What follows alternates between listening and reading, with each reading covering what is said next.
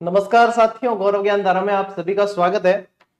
जो नए बच्चे जुड़े होते हैं उन्हें पता नहीं होता है कि सैटरडे और संडे को अपनी क्लासेस ऑफ रहती है और अपनी जो क्लासेस का हमेशा से शेड्यूल रहा है वो रहा है सोमवार से शुक्रवार। 2 दिन ऑफ इसलिए रखा जाता है कि भैया हमारे जो ये खोपड़ी है, इसके अंदर जो दिमाग है उसको भी थोड़ा सा रेस्ट चाहिए, फैमिली को थोड़ा सा टाइम चाहिए और आप लोगों को रिवीजन का टाइम चाहिए। तो इसलिए ये 2 दिन का ऑफ रखा जाता है ताकि हम उसी ऊर्जा के साथ में लगे रहें। मैं भी लगा रहा हूँ, आप भी लगा रहे हैं, आप भी लगे रहे। लगा रहे बोला क्या? अच्छा ठीक है, गलतियां हो जाती है। बहुत जबरदस्त रेस्पॉन्स और बहुत जबरदस्त, मैं जितना सोच रहा था, जितना मेरे दिमाग में था कि हाँ इसका ऐसा रेस्पॉन्स होगा, उससे 4 गुना ज्यादा आप लोगों का प्रेम और रेस्पॉन्स मिला। अभी तक भी स्टॉक स्टेबल नहीं हुआ है, यानी कि किताब विद्यार्थियों को 4-4 चक्कर पे नहीं मिल रही है। देखो उसके लिए मुझे समझ नहीं आ रहा मैं क्षमा मांगू या खुशी जाहिर करूं कि ये इतना आप लोगों का प्रेम है। देख लो ये कमेंट तो कुछ भी नहीं है। यदि मैं स्क्रीनशॉट लेने बैठूं, जो किताब पढ़ रहे हैं बच्चे, जिन्होंने पढ़ी है और जिनको नहीं मिल पा रही है, उनके हजारों की संख्या में है।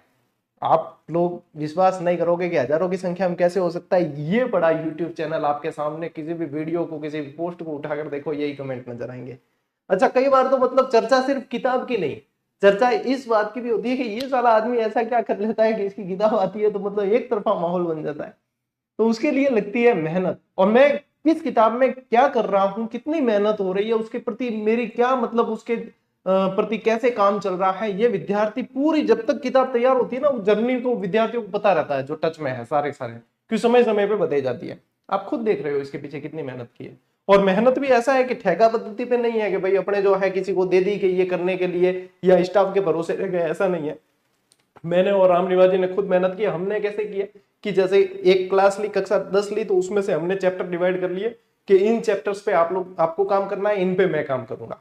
और उनके चैप्टर तैयार किए हुए मुझे देखने की आवश्यकता नहीं पड़ती, क्योंकि कंटेंट में उनकी जो है इतनी शानदार पकड़ है, और मेरे जो है वो मैं खुद तैयार करता हूं। तो इस तरीके से बहुत शानदार जो है एरर नहीं रहते हैं। इससे क्या है, और चीज जो निकल के आती है कि आप लोगों को आरबीएससी में 10 मिल रहा है, कोई चीज 10 मिल रही है, तो यहाँ पे हम जब मेहनत करके आपको दे तो वो 12 मिलेगी।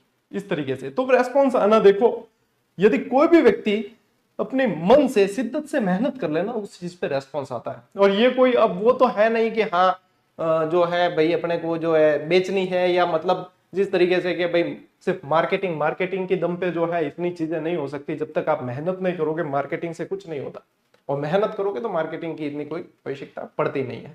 तो बस वो है, विद्यार्थियों को बता रखा है कि ये चीजें। अभी देखो मैं बता देता हूँ नेक्स्ट प्रोजेक्ट कौन कौन से हम मेहनत कर रहे हैं। सबसे पहले आप लोगों को देंगे वरिष्ठ अध्यापक 10 model paper offline with OMR sheet, और उनके आंसर पीछे, क्योंकि मॉडल पेपर के इस बार हमने प्लान किया पीछे आंसर देखे, इस तरीके से व्याख्यात्मक, कथन कारण, सारे के सारे कालानुक्रम वाले, और ऐसे उस पर मेहनत चल रही है। अब देख लो अब कितना समय लगेगा, चल रही है ऑलरेडी, उस पर काम चल रहा है, और अभी भी समय लगेगा थोड़ा, तो वो उस पर चल रही है।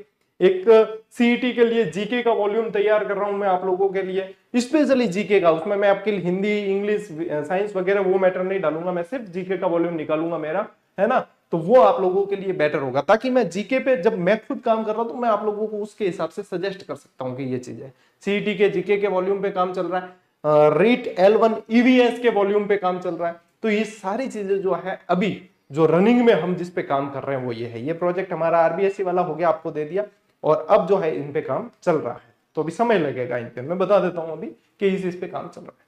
ठीक टावरों करा, क्लास शुरू करा। ठीक है, देखो आरबीएससी की ये जो क्लासें आ रही है आप लोगों के, ये आपको देखनी बहुत जरूरी है। इससे क्या होगा, आपकी नियमितता बनेगी, साथ ही साथ जो एक्स्ट्रा मैं जानकारी दूं तो वो जो है आप नोट करते हुए चलें। हालांकि पुस्तक के अंदर, उसके अंदर सारी डिटेल है, सब कुछ है उसके अंदर, लेकिन ये नोट मेकिंग पैटर्न है, इस पे आनंद भी आएगा आपको, हाथों हाथ याद करेंगे अपन चीजें। ठीक है, चलो टाबरो शुरू करा।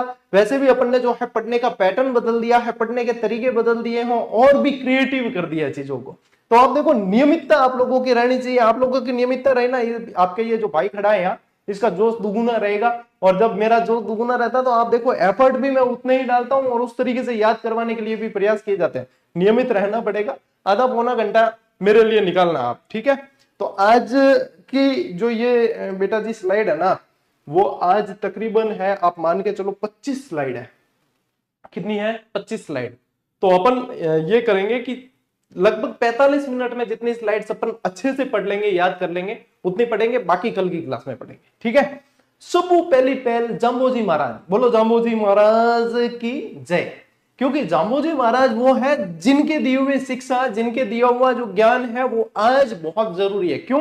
क्योंकि ग्लोबल वार्मिंग का समय चल रहा है और आने वाला समय आप देख लो जाम्बोजी के दिए हुए ज्ञान पे ही चलने का आ रहा है। क्योंकि इन्होंने क्या कहा है, पर्यावरण के प्रेमी माने गए, पर्यावरण वैज्ञानिक माने गए, इन्होंने कहा पर्यावरण बचाओ तो ही आप बच पाओगे। तो ये इनकी जो शिक्षा है वही, इनकी शिक्षाएं बहुत शानदार है। 29 इन्होंने नियम दिए, वो नियम यदि पालन कर ले तो व्यक्ति वास्तव में व्यक्ति बन जाए, है ना।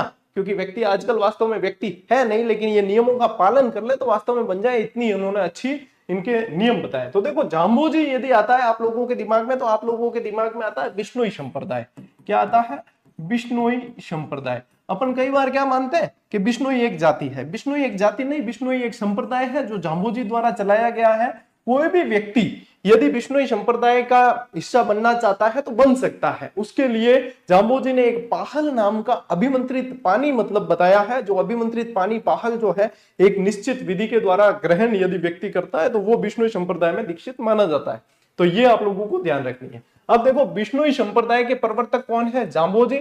इनका जन्म 1451 के अंदर भाद्रपद कृष्ण अष्टमी को पिप्पासर नागौर में हुआ है। कब जन्म हुआ जाम्बोजी को? बोलो सब साथ साथ में, मतलब हाथों देखो अपन याद करनी जरूरी है। जाम्बोजी को जन्म कब हुआ है? पिप्पासर नागौर में जन्म हुआ 1451 के अंदर, ठीक है। और भाद्रपद कृष्ण अष्टमी, भाद्रपद कृष्ण अष्टमी को किनका जन्म हुआ था? भगवान के अंदर देखें तो कृष्ण भगवान का कृष्ण जन्माष्टमी मानी जाती है। और फिर क्या ध्यान रखोगे? पंवार वंशीय राजपूत लोहट जी और हंसा देवी के घर पे इनका जन्म हुआ है, ठीक है। लोहट जी और हंसा देवी, इनके माता पिता का नाम क्या है? लोहट जी और हंसा देवी। तो 1483 ईस्वी में माता पिता के देहांत के पश्चात एक गृह त्याग कर समरातल बीकानेर में रहते हुए सत्संग तथा हरि चर्चा में अपना समय व्यतीत करने लगे। 1483 की बात है, ठीक है। कब की बात है?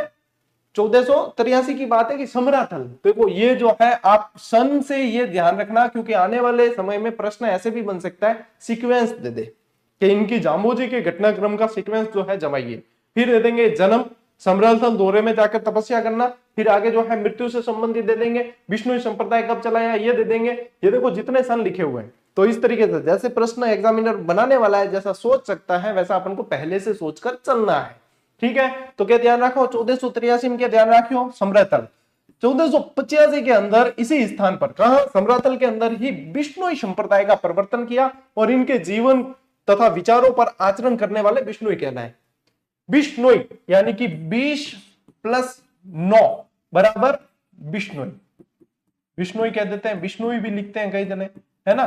तो ये ध्यान रखना है, 20 + 9 तो बिश्नोई कहलाए। इनके जो शिक्षा दी हुई है, इनके जो नियम थे उन पे चलने वाले बिश्नोई कहलाए सारे के सारे, ठीक है। क्या याद हुआ इसमें से? बताओ देखें, याद क्या हुआ?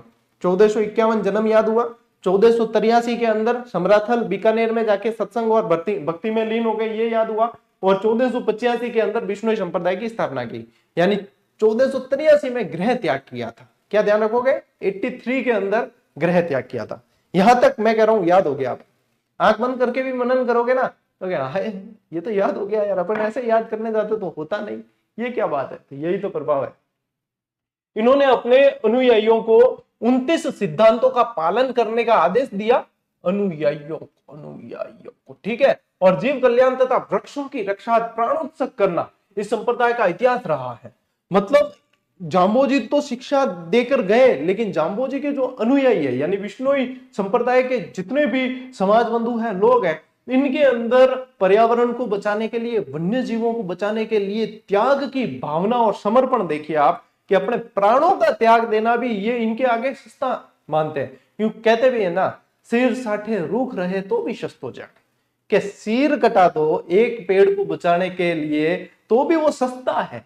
बताइए, ऐसी सोच यदि किसी समाज के लोग की, किसी संप्रदाय के लोग की है, तो आज के समय में तो आप देखो ग्लोबल वार्मिंग का टाइम है, तो सैल्यूट करने लायक जो है सोच है। यहाँ पे पर्यावरण के प्रति लगाव के कारण जाम्बोजी को पर्यावरण वैज्ञानिक कहा जाता है। पर्यावरण वैज्ञानिक इन्हें कहा गया है क्योंकि इनका लगाव पर्यावरण के प्रति इतना जबरदस्त है। जाम्बोजी द्वारा रचित प्रमुख ग्रंथ भाई साहब पूछे जाएंगे, मोस्ट इंपोर्टेंट कर देना।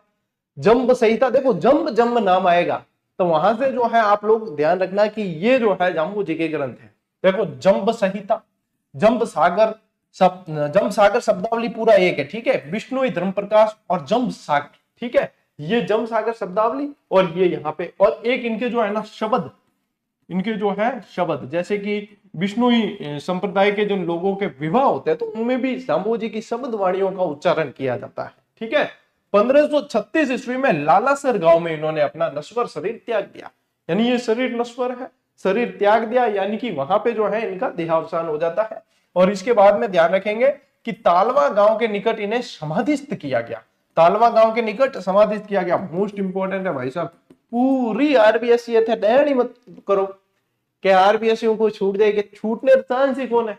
एक शब्द यदि छूट जाए आरबीएससी में से तो मुझे बता देना कि गुरुजी ये वाला रह गया, नहीं रहेगा, निश्चिंत होके पढ़ो। यह स्थान मुकाम कहलाता है, तालवा गांव है, ये मुकाम कहलाता है। वर्ष में 2 बार फाल्गुन और अश्विन अमावस्या को यहाँ पे मेला लगाते हैं, ठीक है। कब कब लगता है? फाल्गुन और अश्विन को मेला लगता है मुकाम के अंदर, ठीक है, यह ध्यान रखना है। देखो यदि आप पेड़ों को काटोगे तो आपको कोई माफ नहीं करेगा, यह ध्यान रखना। यदि आप पेड़ों को काटोगे, हरे पेड़ों को काटते हो तो आपको कोई माफ करने वाला नहीं है। यहां पे इसलिए कह रहा हूं क्योंकि जाम्बू जी ने भी ये शिक्षा दी है। तो माफ से क्या ध्यान रखना है? एम से तो ध्यान रखना है मुकाम, ठीक है। ए से क्या ध्यान रखना है? अश्विन। और एफ से क्या ध्यान रखना है? फाल्गुन। तो अब आप लोगों को पूछ ले कि कब मेला लगता है तो टावरों बता दोगे। पेड़ों को काट दिया तो कोई माफ करने वाला नहीं है, मन मत कहो, मैं धान बता दिया। देखो तो यहां से ये जो है चीज याद हो गई ना याद, ये सारी याद हो गई चीजें। तो आगे बढ़ेंगे, स्क्रीनशॉट ले लो, चलो फटाफट। देखो वन्य जीव प्रेमी तो आप लोग यहां से देख भी पाओगे, चीजें हाथों हाथ याद होगी, चीजें हाथों हाथ याद होगी। मुकाम तालवान तो ये भी याद हो जाएगा आप लोगों को, है ना। चलिए आगे बढ़ते हैं। अब देखो जाम्बोजी का मूल नाम क्या था? धनराज। अब ये जो है आरबीएससी की 10वीं की किताब में नहीं दे रखा, तो अपने तो भाई कंप्लीट पढ़ते हुए आगे बढ़ेंगे ना। जाम्बोजी का मूल नाम धनराज था। उपनाम इनके गहला गुंगा, पर्यावरण वैज्ञानिक, कृष्ण अवतार और कई जगह विष्णु के अवतार भी बताया गया है, ठीक है। विष्णु के अवतार भी कई जगह बताया गया है, लेकिन कृष्ण अवतार आप पहले ध्यान रखें। और देखो और क्या ध्यान रखोगे, गहला और गुंगा क्यों कहते थे? क्योंकि जाम्बोजी है ना बचपन से बहुत शांत रहते थे, ज्यादा नहीं बोलते थे। तो कोई बुलाते तो कोई पर मारवाड़ी में क्या करें कि भाई भोड़ो आदमी है, कोई कम बोले तो क्या गहलो है, गुंगो है, ठीक है। इस तरीके नाम पढ़ दो, गहला और गुंगा उपनाम हो गया इनका, है ना। और पर्यावरण वैज्ञानिक, पर्यावरण के बारे में इन्होंने बहुत सारी शिक्षाएं दी है, ये ध्यान रखना है आप लोगों को।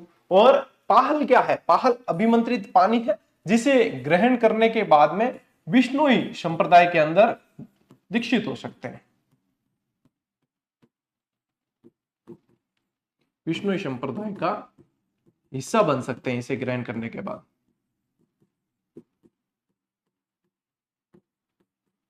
समझ में आ गई? ओके। अब देखो शास्त्री क्या है, इनके जितने भी उपदेश स्थल है, जहां जहां जाम्बोजी ने उपदेश दिए हैं वो सारे स्थान शास्त्री कहलाते हैं। वो क्या कहलाते हैं? शास्त्री कहलाते हैं। देखना विष्णुई संप्रदाय के कोई यदि आप लोगों के मित्र बंधु हो तो वगैरह, तो वो अक्सर बात करेंगे कि मैं भी शास्त्री गयो हो बी टाइम जो है, बट शास्त्री गयो बटे जो है पूजा की यूं की, वो मतलब बताया करें। तो यानी कि ये शास्त्री क्या है? जहां पे जाम्बोजी ने उपदेश दिए हैं तो वो उपदेश स्थल है। गोवलवास क्या है? गोवलवास कहा है इस संसार को जाम्बोजी ने कि ये संसार पूरा गोवलवास है, यानी कि यह स्थायी निवास है, अपना यहाँ पे स्थायी निवास नहीं है, ठीक है। अपना यहाँ पे स्थायी निवास नहीं है क्या? स्थायी निवास नहीं है। जब अपना टाइम पीरियड, अपनी वैलिडिटी पूरी होगी तो भगवान कहेंगे आजा भाई, टाइम पीरियड पूरा होगा, रिचार्ज खत्म, चलो फटाफट। फिर अपन भले की तो टॉपअप करा, कौन चाले, ठीक है। कोई टॉपअप वहां नहीं चलता है, रिचार्ज खत्म होते ही सीधी अपने को टॉप पकड़नी पड़ती है। तो ये संसार क्या है? ये गोलवास है, अस्थायी निवास है। मूल मंत्र दिया इन्होंने, विष्णु विष्णु तू बन रहे प्राणी।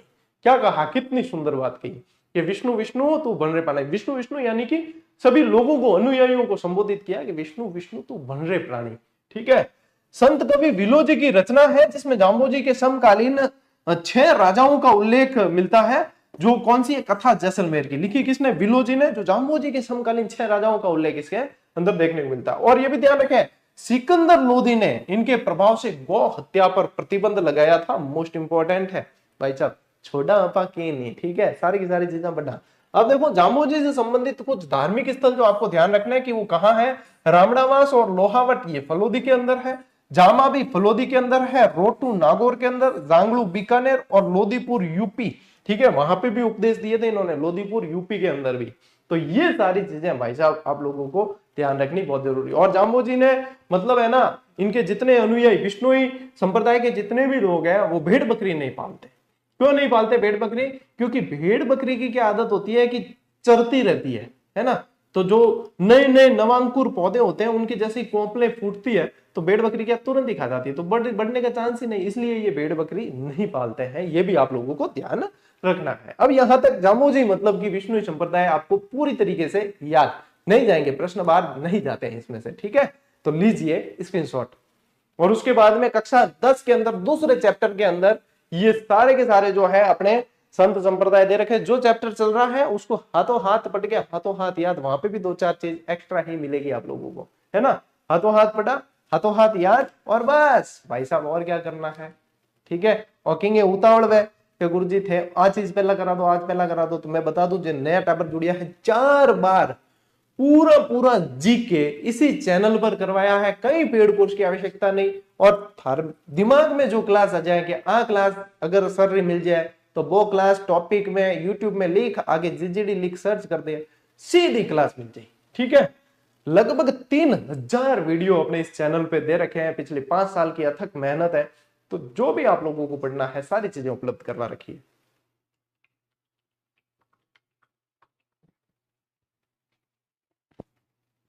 चले आगे बढ़े, ठीक है। देखो भाई साहब अब पढ़ा आपा जसनाथ जी महाराज। अब देखो जैसे जाम्बू जी ने 29 नियम दिए वैसे ही जसनाथ जी ने 36 नियम दिए। और चरणदासी संप्रदाय और आता है तो चरणदास जी ने 42 नियम दिए। कितने लिख लेना, लिख लो बढ़िया रहेगा। और ये चीजें याद रखनी है। अब देखो जसनाथ जी जहां पे नाम आ जाए तो देखो दिमाग में कुछ चीजें ध्यान रखना। वो क्या है, जैसे जसनाथ जी ध्यान आए तो बीकानेर चले जाना, क्योंकि इनका जन्म कतरियासर बीकानेर में, इनकी प्रधान पीठ बीकानेर के अंदर। इन्होंने लोह पांगल नाम का एक तांत्रिक था तो परेशान करता लोगों को, उसका घमंड चकनाचूर कर दिया था लोह पांगल का, ठीक है। और क्या ध्यान रखोगे, जाल का वृक्ष मोरपंख इनके पवित्र माने जाते हैं, कतरियासर धाम है इनका, है ना। अलख दरिबा जो है वो ध्यान रखना है आपको, गोरख मालिया के अंदर इन्होंने जो है वहां पर्चे दिए थे, ये भी ध्यान रखना है। कोंडा और सिमुदड़ा इनके ग्रंथ हैं, ये ध्यान रखना है। और भाई साहब अग्नि नृत्य, जसनाती संप्रदाय को प्रमुख नृत्य जो है अग्नि नृत्य, फतेह फतेह करते हुए रण घोष के साथ अग्नि नृत्य किया जाता है। और अग्नि नृत्य जब जब पूछे तो ये ध्यान रखना। अब अग्नि नृत्य क्यों करते हैं, तो देखो जसनाथ जी के बचपन की एक बात है बेटा कि जसनाथ जी जब टाबर आनी बेटा आनी माँ जी को है जसनाथ जी री एक यूडी कटे बारे और लारे जो है अंगीठी लागती, मतलब चूल्हा लग रहा था पीछे, ठीक है, पीछे चूल्हा लग रहा था। ये जो है इनकी माँ कहीं बाहर गई थी और वापस आके देखती है क्या भाई साहब जसनाथ जी टाबर आने भी टाइम तो टाबर है जो चूल्हे में खीरा ले लेना और ऊपर नाके और रमे रिया है। अब कोई भी माँ है अपने बेटे को देख के बिल्कुल ऐसे यदि करता हो तो डर जाए और बच्चे भी तो रोने लगे, लेकिन इनके कुछ भी नहीं हुआ। तब इनकी माँ को लगा कि ये तो वास्तव में कोई ना कोई तो दिव्य पुरुष है या कुछ ना कुछ जो है इनके अंदर ऐसी शक्ति है। फिर बाद में जैसे जैसे बड़े हुए तब इन्होंने जो है अपने अंदर के ज्ञान को जाना और उसके बाद में इनके अनुयायी फिर अग्नि नृत्य करते हैं। ये ध्यान रखना ये स्टोरी। चलिए जसनाथी संप्रदाय के प्रवर्तक जो है वो जसनाथ जी महाराज है ना। और जसनाथ जी का जन्म 1482 ईस्वी में कतरियासर बीकानेर में हुआ। इन्हें हम्मीरजी जानी जाट और रूपादे का पोष्य पुत्र माना जाता है, ठीक है। हम्मीरजी जानी जाट और रूपादे इनके माता पिता। लोक विश्वास के अनुसार इन्होंने गोरख मालिया बीकानेर में 12 वर्ष कठोर तपस्या करते हुए सभी को जीवों पर दया करने का संदेश दिया। देखो टावरों ए सारी चीज जो एक एक लाइन एक एक शब्द है ए चीजा थान पूछी, ठीक है, ए चीजा पूछे ला एक खातिर बहुत अच्छी तरीके से पढ़ियो कि 12 वर्ष तपस्या का उल्लेख मतलब सुमेलित असुमेलित ऐसे प्रश्नों का पैटर्न चल रहा है। और मैं कहूं हम की कैडो पे पैटर्न करते हैं ना अगर तो हम टाबर डरन वाला नहीं है, क्योंकि टाबर इनके वास्ते तैयार होगा है। तो पहले जब तैयार नहीं थे तब आया, तब एक बार जो है इनके साथ में घात हुई थी। मैं बिल्कुल सही कहूंगा विद्यार्थियों के साथ घात हुई थी, क्योंकि विद्यार्थियों को बताया नहीं, पूरा पेपर ऐसे दिया तो वो तैयार नहीं थे इसके लिए। लेकिन अब ये विद्यार्थी तैयार है, अब ये तैयारी उसी तरीके से कर रहे हैं, ये उसी तरीके से पढ़ रहे हैं। इनकी क्षमताओं को जो है कोई भी एग्जामिनर या कोई भी आयोग कमतर नहीं आंक सकता। ये भाई साहब मुंह तोड़ जवाब देना जानते हैं, ठीक है। तो 12 वर्ष तक कठोर तपस्या करते हुए सभी जीवों पे दया का, तो ये 12 वर्ष ध्यान रखना है यहाँ पे, ठीक है। जसनाथ जी ने लो पांगल नामक तांत्रिक का घमंड चकनाचूर किया, और देखो लो पांगल का घमंड जो है वो चकनाचूर कर दिया। तो यहां से चित्र से भी याद हो जाएगी आपको चीज। फिर क्या ध्यान रखोगे, राव लूणकरण को बीकानेर का राजपद पाने का वरदान भी दिया। ये देखो राव लूणकरण को बीकानेर का राजपद पाने का वरदान दिया था। तो लूणकरण ध्यान रखना यहाँ पे। अब बीकानेर है, बीकानेर का कौन सा राजा, तो ये ध्यान रख लो, या तो समकालीन ध्यान रख लो कि इनका जन्म 1482 है, उस समय कौन राजा हुआ, तो राव लूणकरण को जो है जसनाथ जी ने आशीर्वाद दिया था। इनके चमत्कारों से प्रभावित होकर दिल्ली के सुल्तान सिकंदर लोदी तक ने इन्हें कतरियासर के पास भूमि दी थी 500 बीघा। कितनी, 500 बीघा भूमि जो है इनको दी थी। सिकंदर लोदी भी इनसे प्रभावित था। अब यहाँ पे देखो पीछे जाते हैं, यहाँ पे भी सिकंदर लोदी प्रभावित है। गौहत्या पे प्रतिबंध गया जाम्बू जी से प्रभावित होके। तो जाम्बू जी का और इनका टाइम पीरियड देखोगे आप तो तकरीबन जो है वही टाइम पीरियड है, ठीक है। तो ये ध्यान रखना। 1500 ईस्वी में जसनाथ जी तथा जाम्बू जी का परस्पर मिलन हुआ। ये आ गई लाइन कि इनका जो है परस्पर मिलन हुआ, 1500 ईस्वी में इनका परस्पर मिलन होता है, ठीक है। और देखो जसनाथ जी ने अश्विन शुक्ला सप्तमी 1506 ईस्वी में 24 वर्ष की आयु में कतरियासर में जीवित समाधि ली। देखो 12 वर्ष की कठोर तपस्या करते हुए तो सभी जीवों पर दया करने का संदेश दिया, यानी कि उसी समय से, मतलब ये देखो कम उम्र के ही थे। और यहाँ पे क्या ध्यान रखोगे, 1506 ईस्वी में 24 वर्ष की आयु में कतरियासर में ही जीवित समाधि इन्होंने ले ली है, ठीक है। और इनके उपदेश सिम्बुदड़ा और कोंडा नामक ग्रंथ में संग्रहित है। इनके उपदेश जो है कोंडा नामक ग्रंथ के अंदर संग्रहित है, ये भी आप लोगों को ध्यान रखना है, ठीक है। पूरी लाइनें आप लोगों को, अब देखो आरबीएससी की किताब पढ़ने बैठना देखा 10वीं की, तो आपको लगेगा इसमें याद कैसे कर रहे हैं या भूल जाते हैं या वो चीज, यहाँ पे नोट्स मेकिंग पैटर्न पे आते ही चीज सीधी याद, और आधी याद नहीं हो तो आधी यहाँ से याद हो जाएगी। ये कतरियासर में देखो इनका धाम है, लूणकरण को राजपथ की ये इन्होंने जो है आशीर्वाद दिया है, और यहाँ पे लो पांगल का घमंडी चकनाचूर कर दिया पूरे।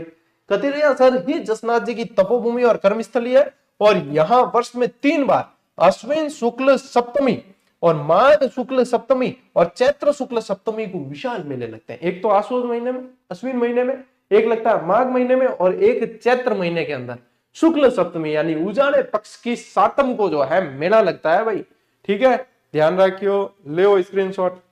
अब थाने अन क्लासा में यानी यहाँ लागी कि भाई अपा हकीकत में है नहीं जो महाराज जी देख रहे हाँ, संतों देख रहे हाँ, लोक देवता को देख रहे हैं, अपन उनके जीवन के अंदर जाके ही अपन चीजों को याद कर रहे हैं, ऐसा आप इमेजिन कर सकते हो। ऐसा इमेजिन होगा आप लोगों को, चीजें जो है अब आसान होने वाली है।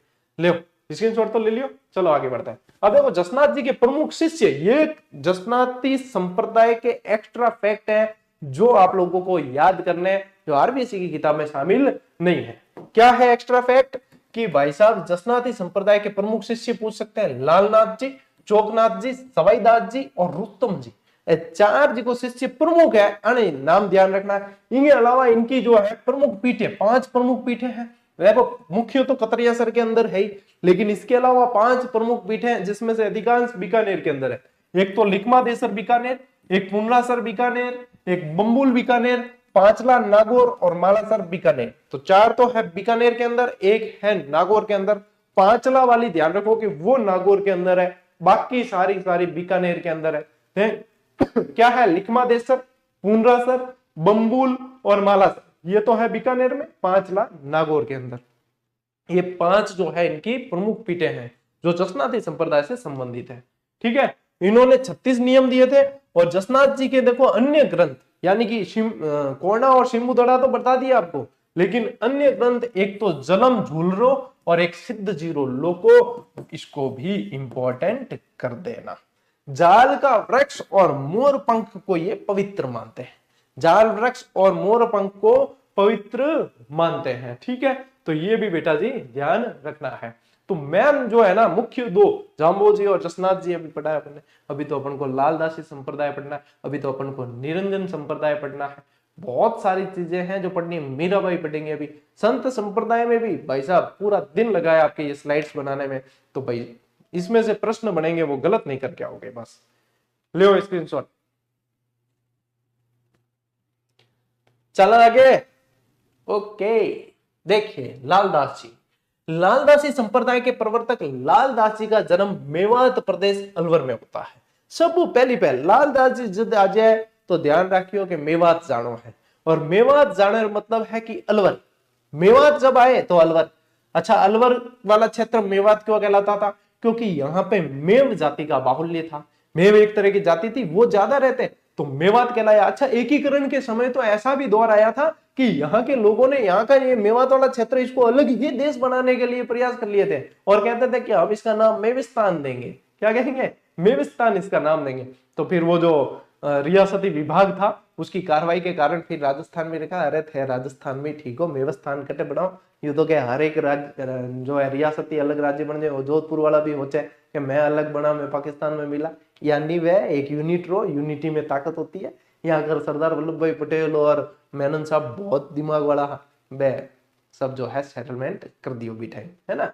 चलिए, तो मेवात अलवर के धौलीधूप गांव में श्रावण कृष्ण पंचमी 1504 ईस्वी में इनका जन्म होता है। हाथों हाथ ही याद करो, श्रावण महीने के अंदर जन्म हुआ है। कैसे याद रखोगे? हरियाली हरियाली दिख रही है तो श्रावण महीना है, ठीक है। श्रावण महीने की पांचम को जन्म होता है। कौन सी पांचम? अंधेरे पक्की, है ना। श्रावण कृष्ण पंचमी को कहां होता है? धौलीधूप गांव में होता है। और ये कहां है? ये मेवात अलवर के अंदर है, ठीक है। इनके पिता का नाम चांदमल और माता का नाम समदा था।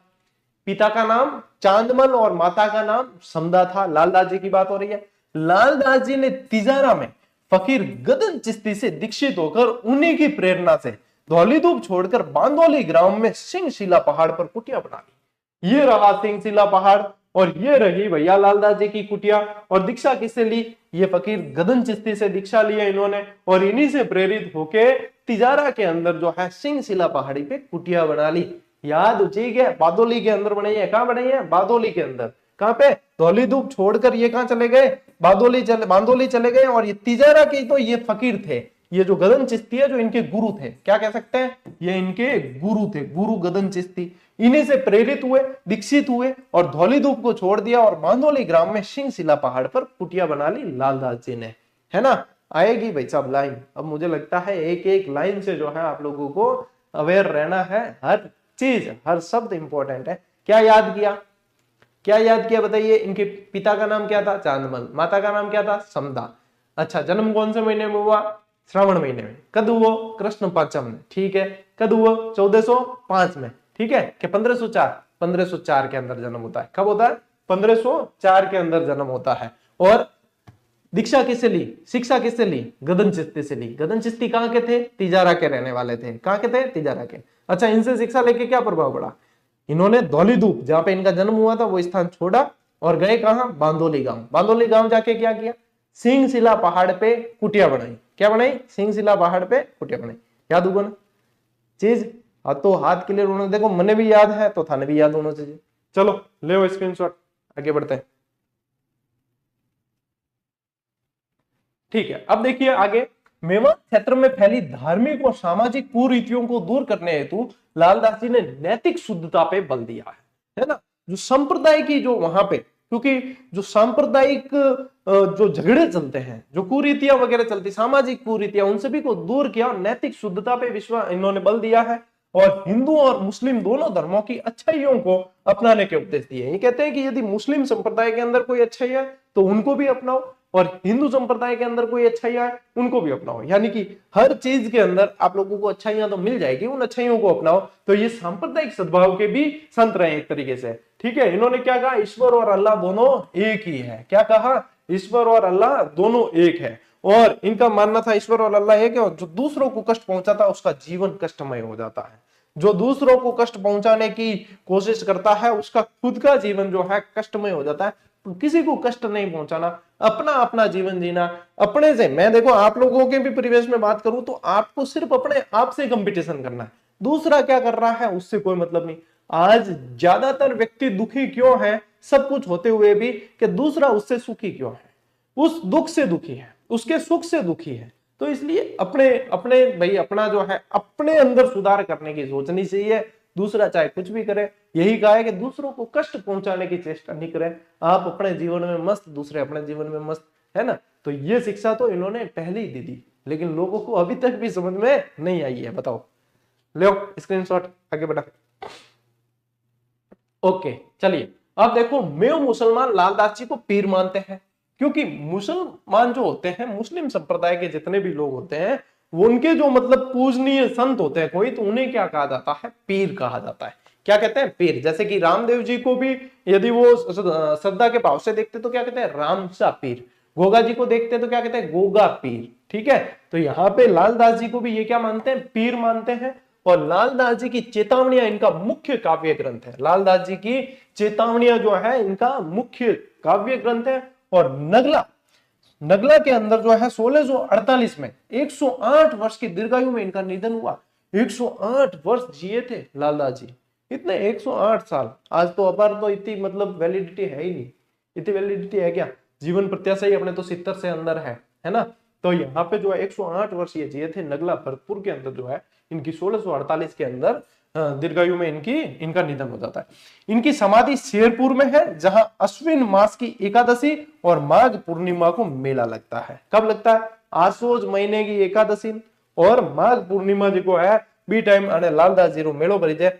कद पर है? शेरपुर के अंदर, क्योंकि इनकी समाधि कहाँ है? शेरपुर के अंदर। इनका देहांत कहाँ हुआ? नगला के अंदर। इनका जन्म कहाँ हुआ? धौलीधूप के अंदर। इन्होंने कुटिया गांव बना के तपस्या कहाँ की? तो वो बांधोली गांव के अंदर सिंहशिला पहाड़ी पे, है ना। यहाँ पे देखो ये 1648 में नगला के अंदर, ये याद हो जाएगा। लालदास जी की चेतावनियां याद करना। 108 वर्ष की दीर्घायु में इनका निधन हुआ, ये याद करना। और शेरपुर में अश्विन मास की एकादशी और माघ पूर्णिमा को मेला लगता है, ये याद करना है। ठीक है, लालदास जी के अंदर ले स्क्रीनशॉट। चले आगे बढ़े।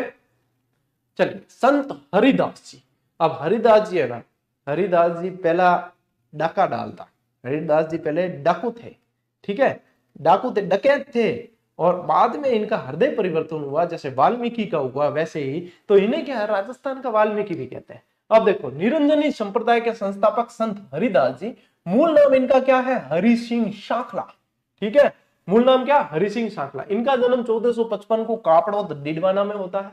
इनका जन्म का होता है कापड़ोद डीडवाना के अंदर होता है। और देखिए, डाकू से संत बने हरिदास जी ने 1513 ईस्वी में ज्ञान प्राप्त कर निर्गुण भक्ति का प्रचार किया और अलग निरंजन की उपासना की। अब देखो, डाकू थे पहले, इसलिए इन्हें क्या कहा जाता है? राजस्थान के वाल्मीकि। इन्हें क्या कहते हैं? राजस्थान के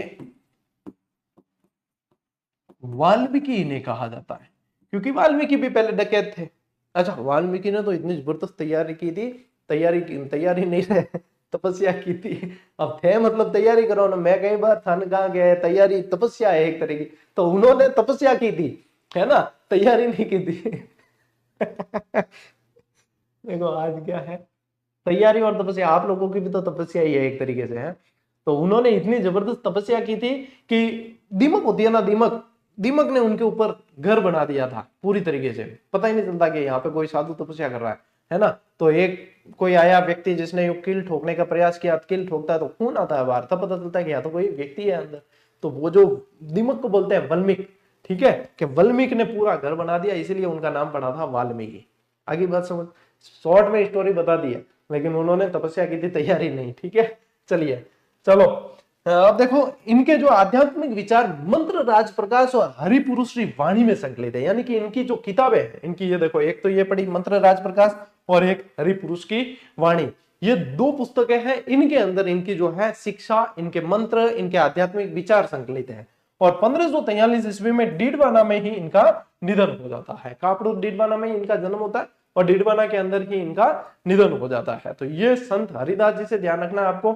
संत हरिदास जी क्या ध्यान रखोगे? राजस्थान के वाल्मीकि कहा जाता है। और आप लोग सीरियलों में देखते हो ना कि कोई भिक्षा मांगने कोई साधु आता है, संत आता है, तो कहता है अलग निरंजन।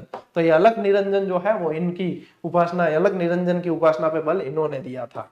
ठीक है, ले स्क्रीनशॉट लो, आगे बढ़ा। अब देखो, संत दादू दयाल जी, इन्हें कहा जाता है राजस्थान के कबीर। इन्हें क्या कहा जाता है? राजस्थान के कबीर कहा जाता है संत दादू दयाल जी। संत दादू दयाल जी में बहुत प्रश्न बना है टावरों। सदुगड़ी भाषा में उपदेश दिया है। सदुगड़ी समझो, ढूंढाड़ी भाषा में नहीं, ढूंढाड़ी नहीं सदुगड़ी कह रहे हैं, यानी कि ढूंढाड़ी के अंदर ही एक बोली है जिसे कहा जाता है सदुगड़ी। तो राजस्थान के कबीर दादू दयाल जी का जन्म अहमदाबाद गुजरात में होता है। फाल्गुन शुक्ल अष्टमी 1544 के अंदर इनका जन्म माना जाता है। अब ये मतलब क्या है जैसे कबीर जी जो बहते हुए मिले थे एक टोकरे के अंदर, वैसे ही ये भी जो है बहते हुए मिलते हैं, तो इसलिए इनको राजस्थान का कबीर भी कहा जाता है। बुड्ढन जी यानी कि वृद्धानंद जी, बुड्ढन जी यानी कि वृद्धानंद जी जो है इनके गुरु थे। वृद्धानंद जी दादू दयाल जी के गुरु थे। तो इन वृद्धानंद जी से या बुड्ढन जी से दीक्षा ग्रहण करके दादू जी 1568 ईस्वी में सांबर आकर रहने लगे। सांबर जयपुर के पास जो सांबर है वो वाला है। सांबर आकर रहने लगे और दुनिया का कार्य करने लगे। दुनिया जो ढूंढते हैं ना, वो क्या मैंने रुई वगैरह, वो तो दुनिया का कार्य आरंभ किया और यहां से दादू ने उपदेश देना प्रारंभ कर दिया। ठीक है, दुनिया का कार्य आरंभ कर दिया। 1568 में आए थे। इनकी टाइमलाइन जरूर ध्यान रखना। 1544 में जन्म है, 1568 में सांबर आए हैं। फिर देखो क्या होता है, 1575 में अपने 25 शिष्यों के साथ में आमेर चले जाते। कहा गए 1575 में अपने 25 शिष्यों के साथ में आमेर चले गए और अगले 14 वर्षों तक इन्होंने वही निवास किया। तो टाइमलाइन ध्यान रखनी जरूरी है कि कब कहां गए हैं। 1568 में तो सांबर गए हैं, 1568 में सांबर गए हैं, 1575 में कहां चले गए, ये आमेर चले गए हैं। ठीक है, और वैसे इनके शिष्य तो बहुत थे, इनके शिष्य बहुत थे, 152 शिष्य थे, जिसमें से 52 जो थे ना वो बहुत खास थे और वो इनके 52 स्तंभ कहलाते थे। ठीक है, देखो दादू ने 1585 ईस्वी में मुगल सम्राट अकबर से भेंट करने हेतु फतेहपुर सीकरी की यात्रा की थी।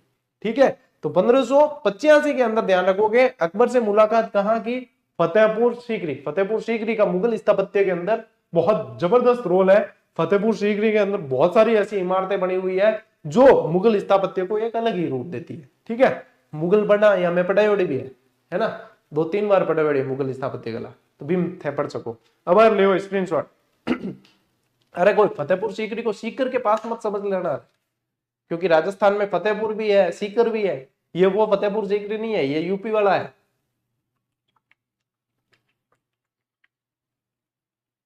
जब आगरा जाओगे कभी ताजमहल देखने, तो वहां गाइड आपको कहेंगे कि चलो आपको फतेहपुर सीकरी भी बता देते हैं, ये पैकेज है, बताओ बताओ बाबूजी क्या करेंगे। मैडम खुश हो जाएगी, ये वो बताओ। मैडम की खुश नहीं है, माने इतिहास के लेनो देनो नहीं है, माने तो मॉल वॉल ले जाओ तो बेटा वे पिक्चर दिखाओ तो खुश हो गया है। लेकिन अपन लगे कि यार ऐतिहासिक चीजें हैं, अपन तो देखे हैं। और गाइड कहे तो अपन भी सोचा के चला, बस हो जाके अपन कभी हाँ है, बाद में मास्टर के छोरा हाँ जिंदे एक ले आगे बढ़ो। दादू तत्कालीन ढूंढाड़ और मारवाड़ राज्यों में यात्रा करते और उपदेश देते हुए 1602 में फुलेरा के समीपवर्ती नारायणा में आ गए और यही ज्येष्ठ कृष्ण अष्टमी को 1603 में इन्होंने देह त्याग दी। कहां पे, नारायणा के अंदर जो है इन्होंने अपनी देह त्याग दी। फुलेरा के पास पड़ता है, कहां पड़ता है नारायणा, फुलेरा के पास पड़ता है, ध्यान रखेंगे ये। और दादू के पार्थिव शरीर को उनके निर्देशानुसार समीपस्थ बहराना की पहाड़ी के नीचे दादू खोल नामक स्थान पर रख दिया था। अब देखो क्या होता है, ये क्यों रखा, दादू पंथी जितने भी होते हैं यानी दादू संप्रदाय के जितने भी लोग होते हैं वो कभी भी शव को है ना जलाते नहीं है और शव को दफनाते भी नहीं है। ये क्या करते हैं, शव को ऐसे का ऐसे जंगल में छोड़ देते हैं कि पशु पक्षी जो है वो आकर जो है जितना अपना आहार बना ले खा ले वो ठीक है, फिर बचा हुआ जो शव होता है उसको फिर बाद में दफना देते हैं इस तरीके से। तो इन्होंने भी कहा था कि बहराना की पहाड़ियों में छोड़ देना वहां पे, तो बहराना के अंदर जो है दादू खोल नामक स्थान पर रख दिया था। और दादूपंथी इस स्थान को अत्यंत पवित्र मानते हैं। यहाँ दादू दयाल जी का पार्थिव शरीर रखा गया था, कहा दादू खोल में, और दादू खोल कहाँ है, बहराना की पहाड़ी है। कहाँ है, बहराना की पहाड़ी है, याद रह जाइए, राखड़ों में पड़ी नहीं सवाल पानी तो क्या हुई पता, ले स्क्रीनशॉट, आगे बढ़ते हैं फिर।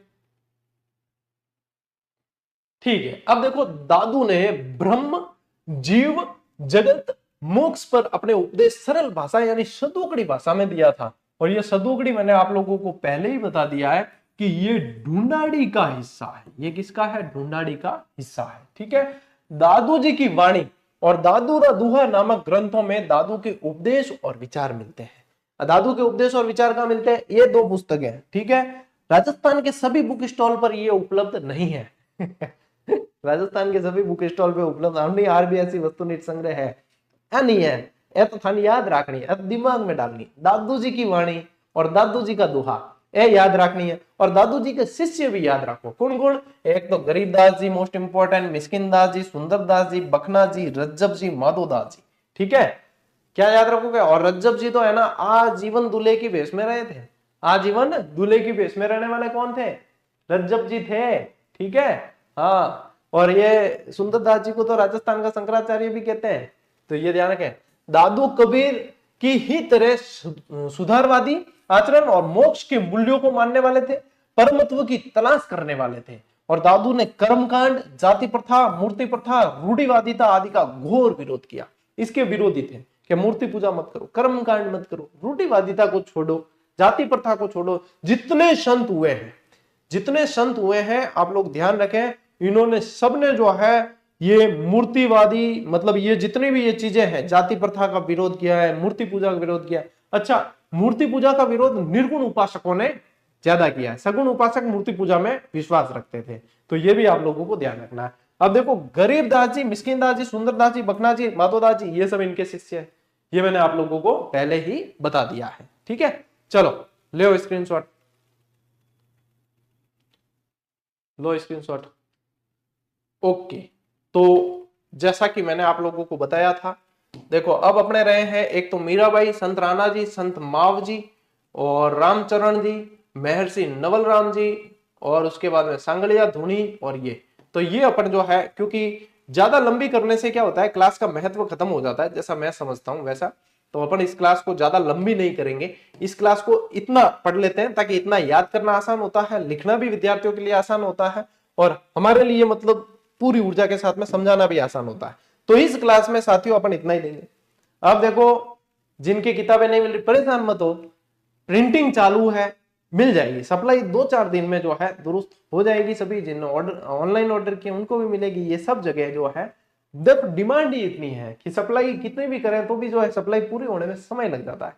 तो आप तो अपने बुक सेलर जो आसपास है उससे संपर्क में रहो, कहो कि पहली प्रति आती है हमें, तो बस, बाकी कोई नहीं। और एक वीडियो आज इसकी जो है अपडेट से संबंधित आप लोगों को दोपहर को बना के दिया था, वो देख लिया होगा आप लोगों ने, कक्षा 8 के चैप्टर से संबंधित, या कोई आप लोगों को जो है कहीं कोई वीडियो देखा है आपने, या आपको थोड़ा सा जो है मन में कोई डाउट या संदेह आ रहा हो, तो उसके लिए जो है एक वीडियो दिया था, तो वो देख लियो। बिम सारी डिटेल बताई है कि थान की करना चाहिए, कि नहीं करना चाहिए, की चीज की तरीके ऐड करियो डी में, है ना। किसी तरह की कोई चिंता करने की कोई जरूरत नहीं है। जब तक मैं यहाँ बैठा हूँ, जब तक मैं आप लोगों से रूबरू हो रहा हूँ, आपको 1% चिंता करने की आवश्यकता नहीं। बिंदास बढ़ो आप, क्योंकि आप लोगों के साथ में मेहनत करने के लिए मैं खड़ा हूं और खड़ा रहूंगा हमेशा ही। ठीक है, कोई चिंता मत करो, जब तक साथ है तब तक साथ रहेगा ऐसे। तो आज की इस क्लास में साथियों इतना ही।